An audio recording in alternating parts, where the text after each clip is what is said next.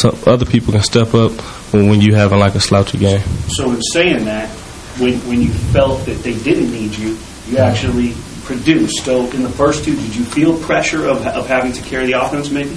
No, I never feel pressure of having to carry the offense because I know we have other playmakers on our offense, whether it's Devontae or Anthony or Michael, any receiver, running back. We even got Shaq. Shaq go in there and make plays when I'm on the sideline, and I feel like that's what we need, and that's what will help us.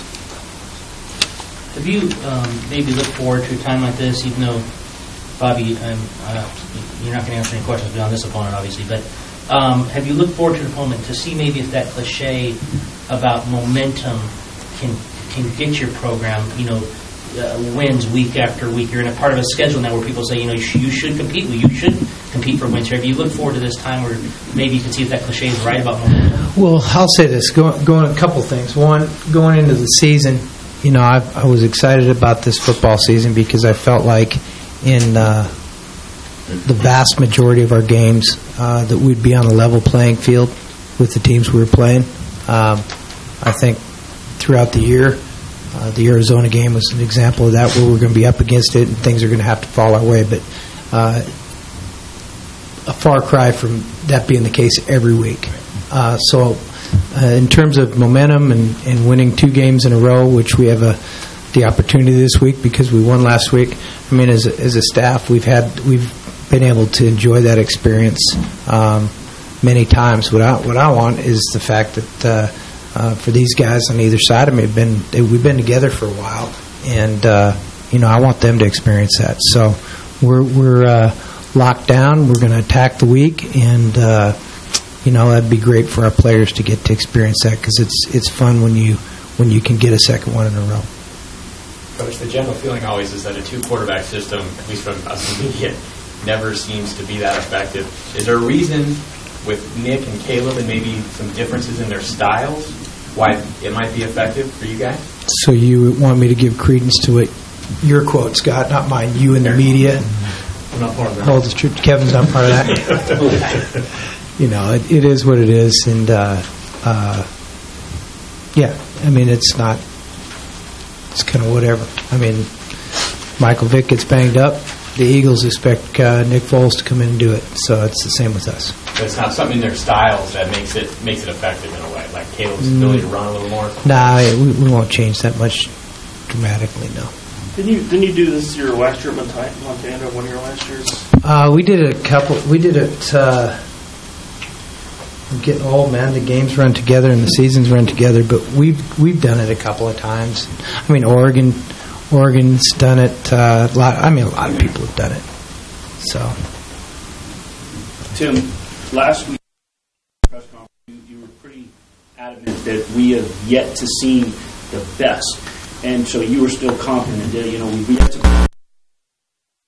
defensive unit. Did you carry that over? Because you were pretty adamant about it. Did you carry it over in any kind of speech to your team as a senior leader, or at halftime, and sort of say anything? That's pretty much when it kicked in. Like, I feel like second half was our whole team played. We played great football. I mean, and I feel like if we play like that second half team, which we're capable of playing a full game, I feel like we can compete with anybody, and that's pretty much how I know we can play, and it's out there. So that's how we need to continue, to play week in, week out. I was going to ask both Tims, was that the biggest comeback you guys ever been part of? Or do you want an answer? I mean, even go way back to your Pop Warner days and stuff. I mean, for me it is same here, and it was a great feeling. It just shows like how tough our team is. Not too many teams can go down 21 and pull a comeback like that, and it shows how tough our team is and that we are a good team. Well, what's the deal with Sidney Hodge?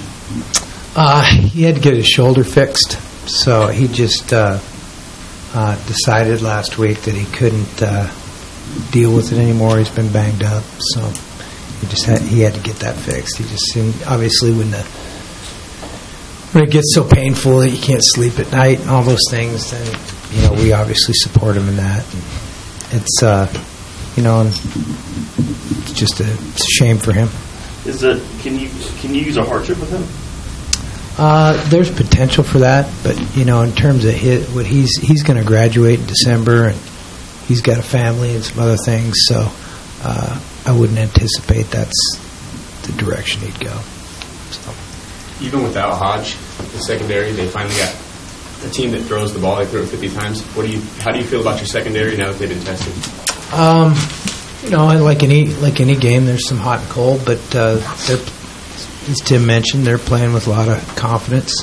The safeties are really smart players, and what I'm really anxious to see is actually our two safeties to play on a Saturday as well as they practice. I mean, they really do a nice job during the week, and they're learning to take it to the game field. And then Penny came in and started and played a great game. Better than, if you'd asked me in August, probably better than I thought he could play. So that's a good thing. You guys got to step up. That's the way it is. Oh, you said you weren't big on Newt Rockne speeches. If you had to go to the well for one, do you have anything there? Or halftimes are 20 minutes long, and there's a lot of football to be talked. So the cheerleader stuff is overrated. We know you're all big on words, though. Beginning a game, halftime, you got nothing, huh? I don't know. Did I even say anything at halftime? We still in it. Anything that you can say right now that he said? Is it nothing? Huh? Bobby in Austin, Mac Brown was asked about his team and the fans booing and getting on him and so forth. And he says, "Well, I might not like me right now, and I might boo me right now." Is that kind of you felt in that first half? I've said over and over that I like how people here have been to us. We haven't been real lovable, and it's good. I mean, and in my job, I mean, people are going to bash it. It's because they had to just put it in the job description. So don't worry about that too much. I like being around these guys, and as I said, people have been good to us. So it's the way it is. On that note, you tell the fans, hey, come out, check these guys out. We haven't played our best football.